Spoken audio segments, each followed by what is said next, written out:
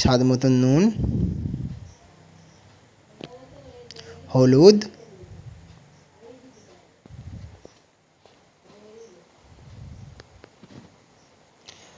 লঙ্কার গুঁড়ো, টমেটো কুচি, অল্প একটু জল দিয়ে ভালো করে মশলাগুলোকে কষতে হবে।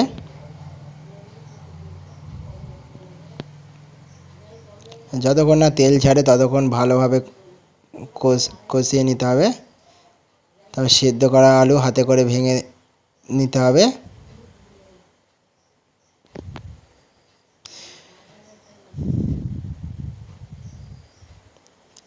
মটর সেদ্ধ করা মটরগুলো ওই আলুর মধ্যে দিয়ে দিতে হবে, মশলা করা মধ্যে দিয়ে দিতে হবে। এরকমভাবে একবার এই ঘুগনিটা করে দেখবে, অবশ্যই ভালো লাগবে পরিবারের।